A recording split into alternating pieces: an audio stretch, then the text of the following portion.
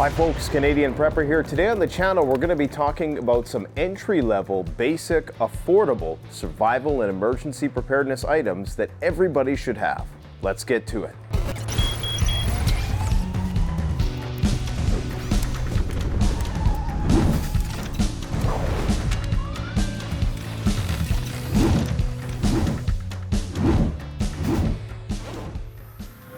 So as you can see on the table, we have a variety of different items. We've reviewed thousands of emergency preparedness items on the channel. These ones are ones that I think everybody should have, and they're hopefully well within your budget. We're going to show you a variety of different options. Some are more expensive and capable than others. But you should at least have one thing in every general category that I'm going to talk about today. So we have personal protection, we have food and cooking, we have water filtration, we have cordage, we have our container, we have our hygiene, we have fire starting equipment, we have our shelter options, we have our cutting and our tools, we have our flashlights and our technology, and then we have our radios and communications. And just so you know, the links for all of these items are in the description below. First up is going to be water filtration. Now, for most situations in North America, a simple personal water filter like this that can filter out bacteria is going to be the only thing you really need in an emergency situation. Now, this is a new one that hit the market, and it's one of my personal favorites because of the compact and very small form factor and just the general simplicity of it. So basically, it's just a straw. You stick it in any water source and you drink. There are other filters that are going to filter out various chemicals. They're going to have an activated carbon component. Some can even filter out viruses. But in most cases, you're probably not going to need that. This will filter out 99% of bacteria, parasites, and microplastics up to 1,000 liters. LifeStraw also has the Peak Series Solo Water Filter. Very tiny, very capable, 2,000 liters, and it even includes a backwash syringe. So that's going to allow you to backflush it. So if there's sediment or some buildup of nasty stuff in there, you can reverse flush it. One other very low cost option is these Aquatabs. So there's going to be a little bit of an aftertaste. You're going to want to let those chemicals dissipate for about an hour or so before you use it. But this is a very low cost solution, also very practical. The second thing is going to be good old respiration. Now, there's a new gas mask that just came on the market. This is the Mira CM101. This is a perfectly good gas mask and incredibly affordable. I was amazed at what they were able to achieve at such a low price point. And I'm actually really impressed. These are made in Italy. You're gonna see my bald head here. And they accept the NATO 40mm threads. They're not gonna be, anything to write home about. Okay, they're gonna make sure you don't die from nuclear, biological, or radiological, or chemical hazards. So you can tell that that's a big deal. If it's a real deal emergency, having that wide visual field is going to be very beneficial. But I'm just really amazed at the quality of this mask. I think the polycarbonate glass is a little bit thinner. Maybe that's where they save on the price, but excellent, excellent product. In some way, I would say that it's better than the CM6M mask. It might not have the butyl rubber to withstand mustard gas, so I'm not sure if it's a certified CBRN mask, which really honestly doesn't matter. How many people are going to be up against mustard gas? And the most cost-effective respirator is going to be the fire mask. This is a disposable carbon monoxide filtering fire mask. Everybody should have a few of these. Get one for every member of your family, especially if you live in a wooded region that is prone to wildfires. You can't go wrong with something like this. Now, in terms of the containers, we used to promote the Nalgene stainless steel single-walled containers.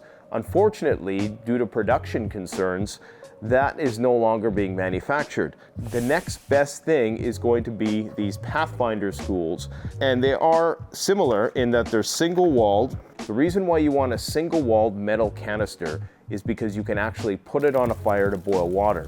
If there's any plastic components in it, those are going to melt. This kind of thing is going to last forever. This is going to be absolutely essential. It's going to allow you to boil infinite amounts of water so long as you have a fuel source. If you're in a place where water is a scarce resource, I would go with the 64 ounce.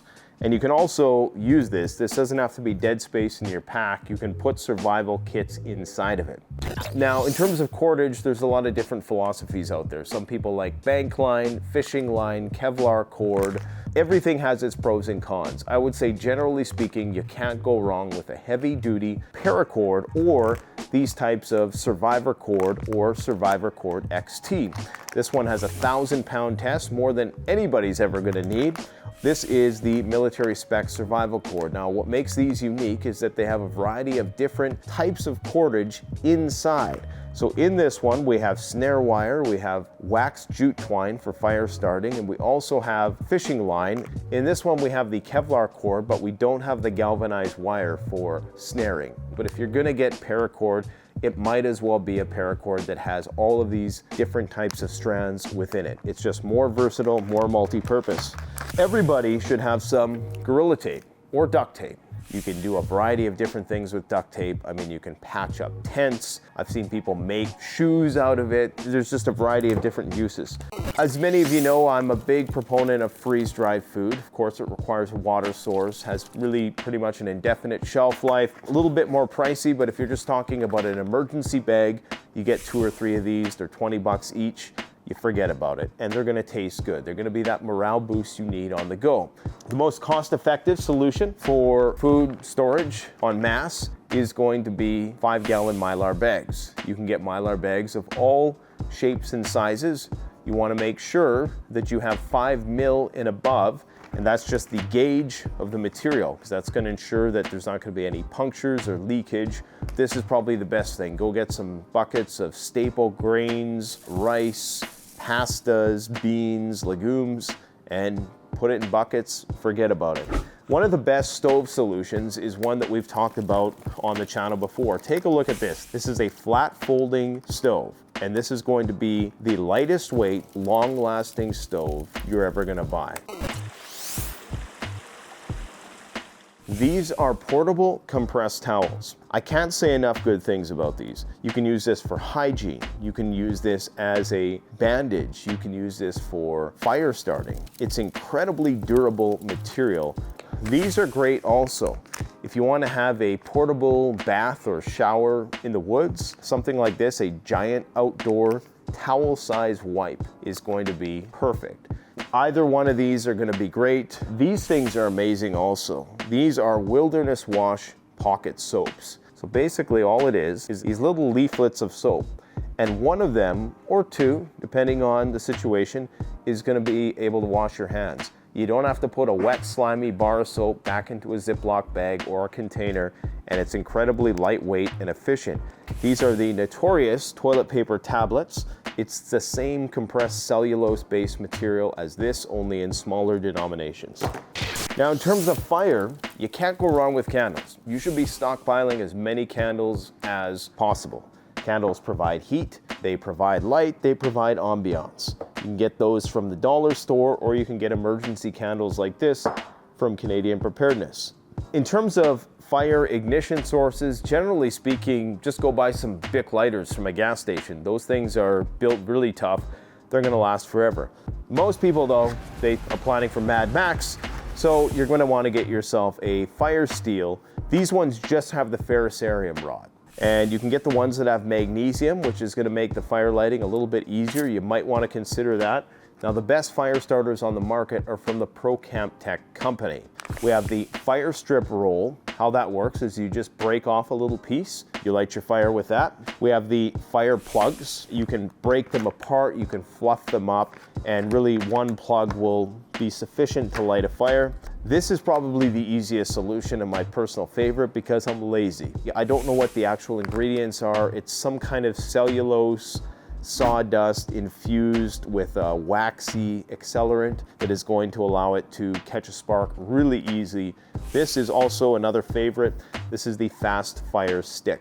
Okay, this is like a rope which is kind of infused with wax. Now, in terms of shelter, one of the lowest cost solutions are these extra large emergency survival blankets. Don't overestimate their capabilities. They're going to puncture very easily, but the benefit of something like this is not only can you use this as an emergency blanket, but you can actually build a shelter out of it. This is the heavy duty emergency blanket XL. This one is going to be far more puncture resistant and reusable than this one. Honestly, you can't go wrong with having both of these. You have one for shelter building and one as your emergency blanket. So this is an emergency sleeping bag version of this. Also very similar to what they call a bivvy sack. A bivvy sack is like a combination of a sleeping bag and a tent. The benefit of something like this is that it is going to contain the heat. Whereas with this, you're gonna have to wrap it around yourself to approximate this. However, with this sleeping bag, you can't make a shelter. Now, because this Mylar material is not breathable, you're gonna have condensation buildup. What I would recommend people do is combine that with a wool blanket. Try to get 100 to 80% wool. Basically, you should be able to survive in any situation down to -40. Now, bugs. Let's get real. If you pair a mosquito netting like this with your tarp or your shelter, so you could put this over top of this, so you have basically bug protection throughout the night so you're not being devoured. This is a slightly more sophisticated version that fuses the heavy duty blanket component, the sleeping bag component together. So it's a durable, really super portable, lightweight sleeping bag that will keep you alive. So there's a variety of different hand saws. This is a Japanese pull saw. This is one that we specifically designed with the Silky company for preppers and survivalists. This particular saw is made to be more durable. It's slightly heavier, but the cool thing about this platform, if you have hardwoods in your region, get the big boy and then get the fine teeth backup blades. Some kind of sharpener is going to be essential also, especially if you have a knife. The knife world is, how many lifetimes do you have? You could spend days, months trying to find the perfect knife. If you want to keep it simple, just get a Mora companion. These things are 29 bucks. They're going to work fine. They come really sharp out of the box. The bushcraft version of that is slightly hardier. I believe it's still stainless steel. It's got a bit more heft to it, and you have your dedicated ferrocerium rod spot on the knife sheath. A trenching tool, it's not essential, but it's very important. You can do so much in terms of micro terraforming. This one, it's smaller, so it is not going to be the most ergonomic of digging tools. This one has a bidirectional saw insert that goes in it. Again, not essential, but when you get out there and you're working and you don't have one, that's when you realize, man, I wish I had a shovel, right? This is just a deluxe survival emergency kit from our friends over at the Rule the Wasteland channel. Okay, so this is going to have a variety of different hooks in it, different types of line, bobbers, and all of the things that you would need. They even throw a little mini multi-tool in there, which is very important when you're fishing. There's 1,001 flashlights on the market. One of the most practical flashlight solutions is going to be something that can self-power and something that has a high lumen output. 200 lumens and above is more than anybody's really ever going to need for an emergency situation. In fact, you might want to tone it down a little bit. For the average person, this hybrid light is one of the best products I've ever reviewed. It's waterproof, it has a built-in solar panel, it's going to charge your mobile devices, so that functionality is perfect for most people. Emergency power bank is going to be important. Having portable power, even if only just to power your phone. Contrary to the beliefs of a lot of wilderness purists out there, cell phones provide a lot of utility in a survival situation.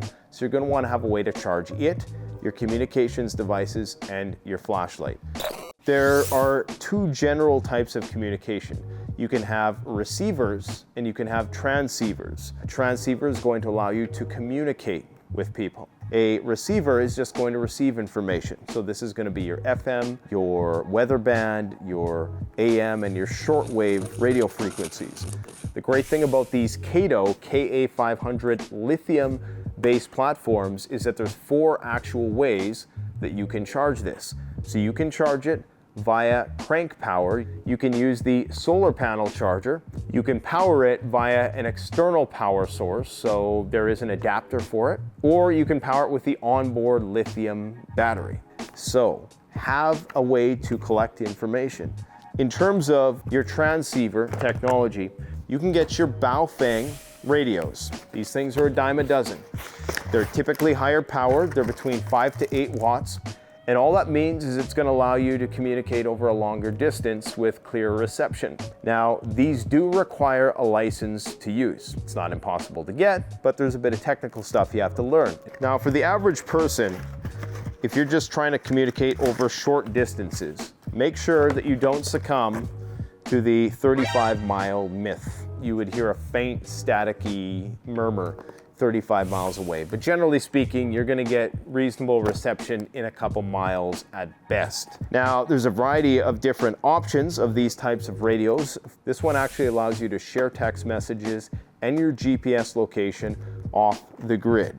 Radios can cost anywhere between $20 and $100, but all the ones I've shown you here today are perfectly sufficient to get the job done. Now, the other thing here is a satellite communicator, and we can get all the way up to satellite radio, which is going to cost you $1,500. Apparently soon that might be obsolete thanks to companies like Starlink, who are making the technology more accessible.